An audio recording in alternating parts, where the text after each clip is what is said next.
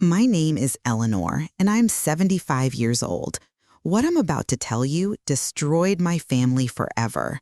My twin daughters-in-law both became pregnant at the same time, not because my son was unfaithful, but because these identical twins had been switching places behind his back for months.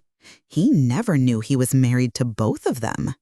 I watched it happen. I saw the signs, but I never imagined the depths of their deception until it was too late. My son Michael is a millionaire. He built his fortune from nothing. These women saw dollar signs instead of love. The pregnancy announcements came within days of each other. Two identical women, two babies on the way, one devastated son who couldn't understand how his world collapsed so completely. I need to tell this story, not for sympathy, not for attention, but because families need to know what greed can do, how trust can be weaponized, how love can be exploited until nothing remains but ashes. The twins are named Sarah and Sandra, perfect mirror images of each other. Even I struggled to tell them apart sometimes. But their hearts were different. One was calculating, the other was cruel. Together, they orchestrated the most elaborate deception I've ever witnessed. My son trusted completely. That was his weakness. He believed in marriage, in commitment, in the sacred bond between husband and wife. The twins knew this about him.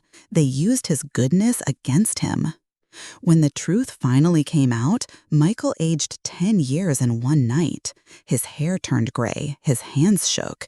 He looked at me with eyes I didn't recognize and whispered that he didn't know who he had married. Neither did I. This story begins 3 years ago, when Sarah first walked into our lives. She seemed like an angel then, beautiful, kind, devoted to my son. We welcomed her with open arms. We had no idea she came with a shadow, a twin sister who shared her face but not her soul. The switching started small, a dinner here, a family gathering there. Sarah would claim she was sick, and Sandra would appear instead. My son never suspected. Why would he? Who could imagine such a betrayal? But I noticed things, little changes, different perfume, a mole that moved from one side of her neck to the other, habits that shifted like sand. I told myself I was imagining things, old age playing tricks on my mind. I was wrong. The twins were playing a game with our family, a sick, twisted game where the prize was my son's fortune and the cost was his sanity. They succeeded beyond their wildest dreams. Both became pregnant. Both claimed the babies were his. And technically, they were right. Before Sarah entered our lives, Michael was the proudest achievement of my motherhood. He built his software company from a tiny apartment above a pizza shop. I remember visiting him there, climbing those narrow stairs, finding him hunched over 3 computer screens at 2 in the morning. He would smile when he saw me and say he was building something big, something that would change everything. I brought him soup and sandwiches. I worried about his health, but I believed in his dream. Michael never dated much in college. He was too focused on his studies, then his business. While other young men chased parties and girls, my son chased excellence. He graduated summa cum laude. He worked 18-hour days. He sacrificed his social life for success. When his company finally took off, the transformation was remarkable. Suddenly, everyone wanted to know Michael. Investors called constantly. Business magazines featured him on their covers. He moved to a mansion in the hills. Expensive cars filled his garage. But success didn't change his heart. He still called me every Sunday. He still visited for holidays. He still helped his younger sister with her student loans.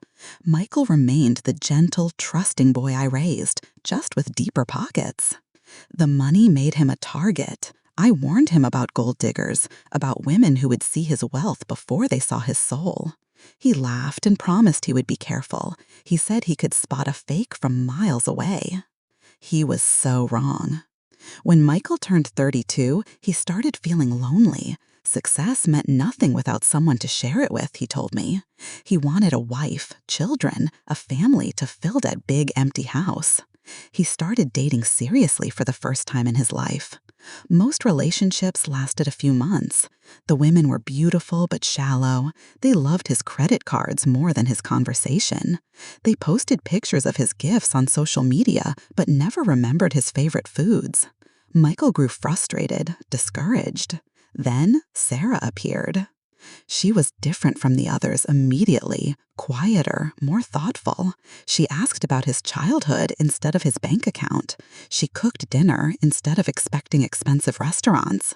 She seemed genuinely interested in the man behind the money.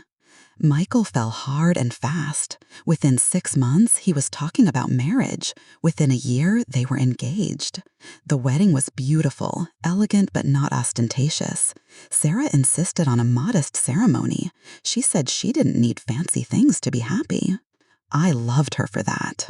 The first year of marriage was blissful. Sarah made Michael laugh. She encouraged his hobbies. She learned to cook his favorite dishes. She even convinced him to take actual vacations instead of working constantly. My son seemed complete for the first time in his adult life. Sarah fit into our family perfectly. She remembered birthdays, she brought thoughtful gifts, she listened to my stories about Michael's childhood with genuine interest. She called me mom within months of the wedding. I felt blessed to have such a wonderful daughter-in-law. She never mentioned having a twin sister. Not once in 18 months of knowing her did Sarah mention Sandra's existence. Looking back, this should have been the biggest red flag of all. What kind of person never talks about their identical twin? What kind of family secret requires such complete silence? But we trusted her. We believed her life began when she met Michael. We thought her reluctance to discuss her past meant she was focused on building her future with our family. The deception was already beginning. Sandra's first appearance in our lives was carefully orchestrated. Sarah claimed she had been contacted by a long-lost sister who had been searching for her for years, a twin she had been separated from in childhood, a reunion that brought tears to everyone's eyes. The story was perfectly crafted. Sarah said their parents had died in a car accident when the girls were 10. They had been placed with different relatives. Sarah went to live with an aunt in California. Sandra was raised by grandparents in Texas. They lost touch over the years. Michael was moved by the tragedy. He immediately invited Sandra to stay with them while she got back on her feet. He paid for her apartment. He helped her find a job. He treated her like the sister-in-law she claimed to be. Sandra played her part flawlessly. She was grateful but not needy, affectionate but not inappropriate. She found work as a freelance graphic designer. She dated casually but not seriously. She seemed determined to build her own life without depending on her sister's husband.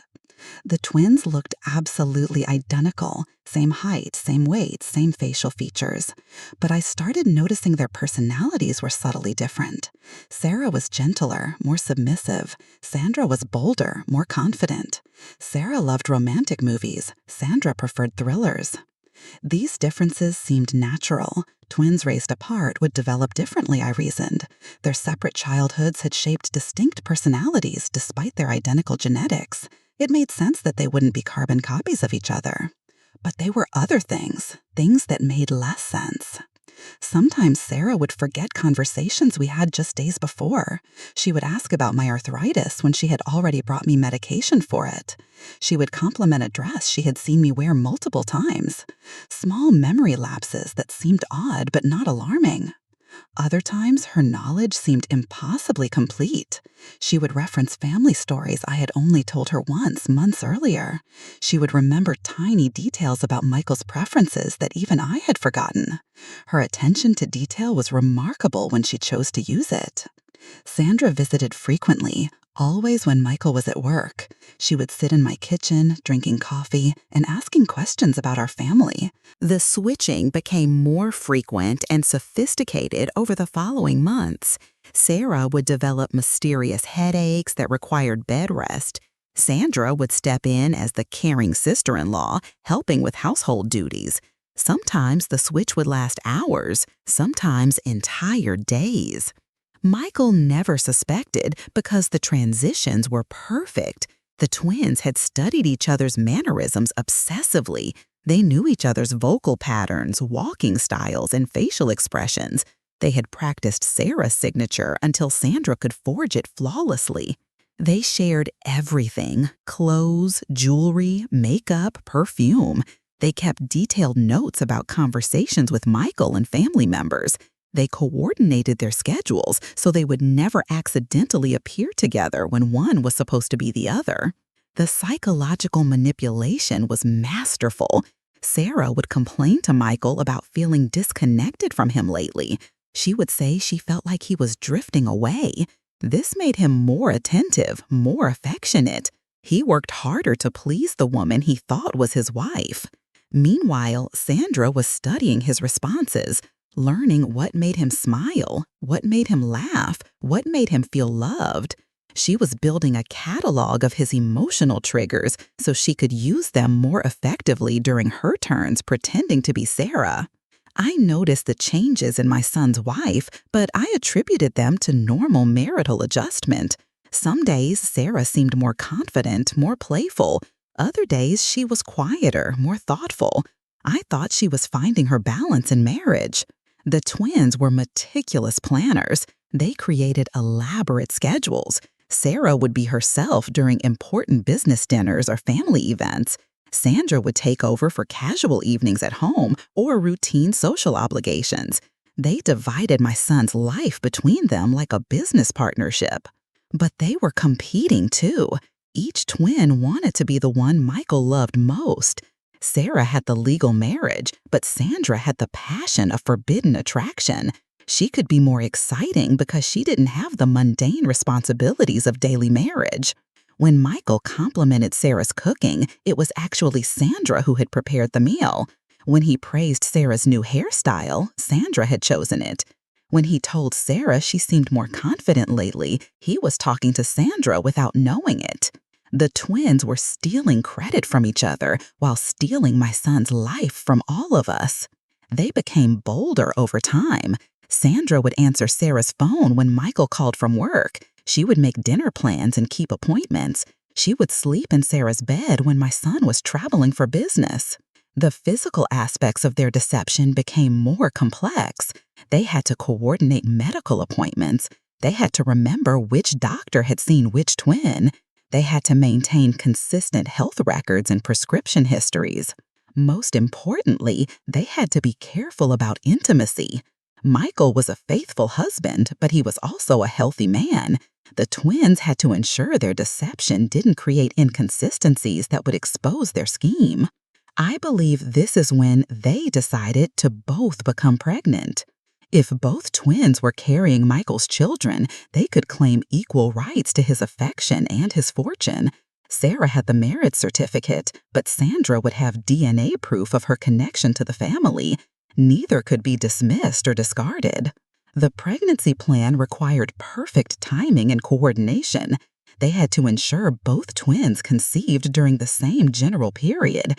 They had to maintain their switching schedule while dealing with morning sickness and hormonal changes. They had to hide their conditions from family members until they were ready for the grand revelation. Michael noticed Sarah's behavior becoming more erratic. She would be exhausted some days and energetic others. She would crave different foods from week to week. She would be affectionate one moment and distant the next. He attributed these changes to work stress. Sarah had started a new job around this time, though I later learned this was part of the twins' cover story. Neither of them was actually employed. They were working full-time on their deception. The switching accelerated during the early pregnancy weeks. Morning sickness affected the twins differently. Sarah had severe nausea. Sandra experienced fatigue. They used these symptoms to justify their alternating availability. Michael bought pregnancy books. He researched vitamins and nutrition. He prepared for fatherhood with the same dedication he had brought to building his business. He was going to be the best husband and father possible. He had no idea he was preparing to father 2 children with 2 different women who happened to share the same face. The twins documented everything. They kept calendars tracking which one had been with Michael on which dates. They maintained detailed records of their conversations and activities. They photographed themselves wearing the same outfits to ensure consistency in Michael's memories. This level of organization should have been impossible to maintain, but they were motivated by greed and united by their shared goal of securing my son's wealth. They worked together like criminal masterminds because that's essentially what they had become. The deception was perfect until the day it suddenly wasn't. The first announcement came on a Tuesday evening in March.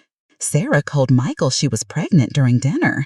She presented him with a positive pregnancy test and tears of joy in her eyes. Michael was ecstatic. He lifted her off her feet and spun her around the kitchen. He called me immediately. His voice was shaking with happiness. He said he was going to be a father, that Sarah was pregnant, that I was going to be a grandmother. I cried with joy listening to his excitement. The celebration lasted exactly 4 days. Sandra appeared at their house on Saturday morning with tears streaming down her face. She said she needed to talk to Michael and Sarah together. She said she had news that would change everything. Michael later told me what happened next, though it took weeks for him to be able to speak about it coherently. Sandra sat them down in the living room.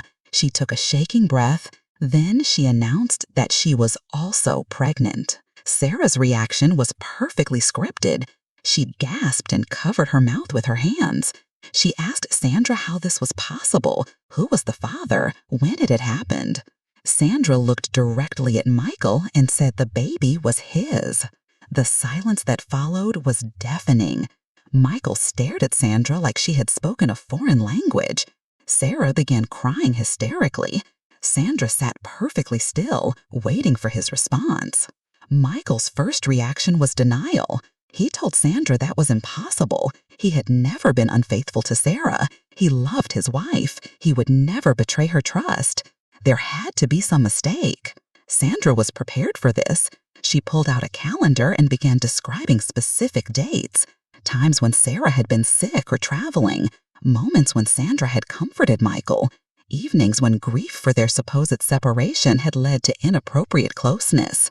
She painted a picture of gradual seduction, of emotional vulnerability, of a good man's kindness twisted into betrayal.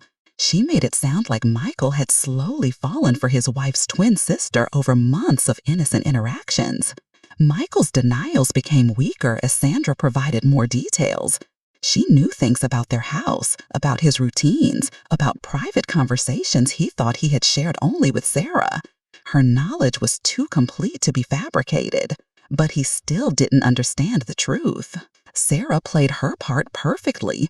She screamed at Michael. She called him a liar and a cheater. She threw her wedding ring across the room. She said she never wanted to see him again. She ran upstairs and locked herself in their bedroom. Michael followed her, begging for forgiveness, trying to explain something he didn't understand himself. He genuinely could not remember being intimate with Sandra, but the evidence seemed overwhelming. Sandra waited downstairs, rubbing her barely visible pregnant spell. She had won the first round of their psychological warfare. The next few days were torture for my son. He couldn't eat or sleep. He couldn't focus on work. He kept trying to remember moments with Sandra that felt like betrayal, but his memories were confused and contradictory. Sometimes he remembered kissing Sarah goodnight. Other times he remembered the same kiss feeling different somehow, unfamiliar. He wondered if he was losing his mind. Sarah refused to speak to him. She moved into the guest bedroom. She made appointments with divorce lawyers. She talked about taking half of everything he owned and disappearing forever. Sandra played the role of regretful other woman. She apologized constantly. She said she never meant for it to happen. She claimed she had tried to resist her feelings for months. She begged Michael not to abandon their unborn child. The manipulation was brilliant and cruel. Both women were pregnant with his babies. Both had claims on his love and his fortune. Neither was telling him the truth about how they had orchestrated this situation together. Michael called me crying one night. He said his life was falling apart. He said he didn't understand how he had become the kind of man who cheats on his wife with her own sister. He sounded broken and lost. I drove to his house immediately. I found him sitting in his study, surrounded by empty bottles and legal documents. He looked like he had aged years in just days. His hands shook when he tried to explain what had happened. That's when I started putting the pieces together. I remembered the switching I had witnessed, the subtle personality changes, the convenient illnesses and mysterious absences, the perfect timing of Sandra's arrival in our lives. I looked at my destroyed son and Michael's mental state deteriorated rapidly after both pregnancy announcements. He couldn't reconcile his memories with the accusations. He remembered being faithful to Sarah, but Sandra's knowledge of intimate details suggested otherwise. His mind began fracturing under the pressure of guilt he couldn't understand. He started drinking heavily, something my son had never done before. He would sit in his study until dawn, trying to piece together a timeline that made sense. He filled notebooks with dates and events, searching for the moment his marriage had begun to crumble. The twins maintained their psychological pressure. Sarah would emerge from the guest bedroom occasionally, just long enough to remind Michael of his betrayal. She would touch her growing belly and ask how he could have done this to their family. Then she would disappear again, leaving him drowning in guilt. Sandra visited daily, claiming she needed his support during her difficult pregnancy. She would cry about feeling like a homewrecker. She would apologize for ruining his marriage. But she would always add that their baby deserved a father, regardless of the circumstances. My son was being pulled apart by two identical women who seemed to hate each other but somehow coordinated their attacks perfectly. He couldn't see the choreography behind their apparent conflict. Michael's business began suffering. He missed important meetings, he forgot to return client calls, his employees started whispering about his erratic behavior. The company he had built from nothing was cracking under the weight of his personal collapse. I tried to intervene. I visited him every day. I brought food he wouldn't eat. I listened to his confused confessions. I watched my brilliant, successful son disappear into a shadow of himself. He would tell me about memories that didn't feel right, conversations with Sarah that seemed different somehow, moments of intimacy that felt foreign in hindsight. He wondered if he had been sleepwalking through his own infidelity. The guilt was destroying him. Michael was a good man who had built his identity on integrity and loyalty. The idea that he had betrayed his marriage vows was incomprehensible to him, but the evidence seemed irrefutable. He hired private investigators to look into Sandra's background. They found records supporting her story about being separated from Sarah in childhood. They found employment records, rental agreements, medical files. Everything appeared legitimate. The twins had been planning this deception for years. They had created false identities and fabricated histories. They had prepared for every possible investigation. Their conspiracy was bulletproof. Michael's friends began avoiding him. Word spread through his social circle about the affair and the pregnancies. Business associates distanced themselves. The scandal was damaging his reputation and his company's prospects. He came to me one night in tears. He said he was thinking about ending everything, not just his marriage or his business, but his life. He couldn't live with the shame of what he believed he had done. That's when I knew I had to act. I confronted Sarah first. I went to their house when Michael was at work and demanded answers. I told her I knew something was wrong with their story. I said the timeline didn't make sense. Sarah's response was perfectly calculated. She broke down sobbing. She said she was trying to forgive Michael for the sake of their marriage. She claimed she still loved him despite his betrayal. She begged me not to make things worse by questioning what had happened. Her performance was flawless. If I hadn't witnessed the switching myself, I would have believed her completely. But I knew there was more to this story. I hired my own investigator, someone Michael didn't know about. I asked him to focus on the twins' relationship rather than their individual histories. I wanted to understand how they interacted when they thought no one was watching. The results were shocking, but not surprising. The investigator discovered that Sarah and Sandra had been in constant contact throughout Sarah's entire relationship with Michael. They had never been separated. They had been planning this deception from the moment they identified him as a target. Bank records showed coordinated financial activities. Phone records revealed hundreds of calls between them. Witnesses reported seeing them together in locations where only one was supposed to be. The twins had been running a long-term con game designed to split my son's fortune between them. The pregnancies were the final phase of their plan. Once both babies were born, they could claim equal rights to child support and inheritance. But I still didn't have proof that would hold up in court, and my son was running out of time. His drinking was getting worse, his business was failing, his will to live was disappearing. I needed to catch them in the act of switching. I needed undeniable evidence of their deception. So I set a trap.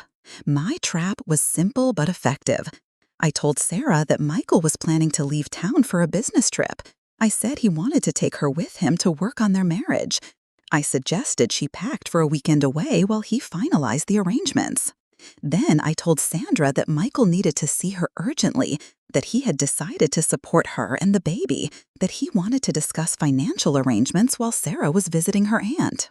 Both women believed they were the only one being contacted. Both thought they had exclusive access to Michael for the weekend. Neither realized I had given them conflicting information about Sarah's whereabouts. I watched from across the street as both twins arrived at Michael's house within minutes of each other. Sarah used her key to enter through the front door. Sandra came to the back entrance, as she usually did during her secret visits. They met in the hallway. The shock on their faces when they saw each other was genuine. For the first time since this nightmare began, both twins were caught completely off guard. They stood frozen, staring at each other like they were looking in a mirror. Michael heard voices and came downstairs. He found both women standing in his foyer, both visibly pregnant, both claiming to be his responsibility. The truth hit him like a physical blow. He looked from Sarah to Sandra and back again. His mouth opened, but no words came out. His legs gave way, and he collapsed on the stairs, staring at the two identical women who had destroyed his life. That's when Sandra made her fatal mistake. Instead of maintaining the charade, she started laughing. She told Sarah they had been caught. She said it was time to stop pretending and demand their fair share of Michael's money. Sarah tried to silence her sister, but it was too late. Sandra was proud of their deception. She wanted credit for the elaborate plan they had executed so perfectly. She began explaining how they had coordinated the switching, how they had studied Michael's habits, how they had planned the pregnancies. She explained that both babies were his because both twins had been intimate with him. He had never cheated on Sarah because Sandra had been pretending to be Sarah during their encounters. Technically, he had been faithful to his wife the entire time. But his wife was two different people. The revelation shattered my son completely. He realized that he didn't know either woman. His marriage was a lie. His memories were fabricated. His love had been manipulated and exploited. The guilt was destroying him. He stood up slowly and walked to his phone. He called his lawyer first, then the police. He reported identity fraud, conspiracy, and theft. He said two women had been impersonating each other to steal his money and destroy his life. The twins panicked. Their perfect plan was crumbling around them. They tried to convince Michael that they really loved him, that the pregnancies were real even if the circumstances were complicated, that they could work out a fair arrangement for everyone. But Michael was done being manipulated. He had the twins arrested and filed for an immediate annulment of his marriage. He sought restraining orders against both women. He hired security to protect his home and his business. The scandal exploded across the media. Twin sisters who had impersonated each other to defraud a millionaire. Pregnancies resulting from elaborate identity switching. A marriage that never legally existed because no one knew which twin had signed the license. Michael's business survived, but his reputation was permanently damaged.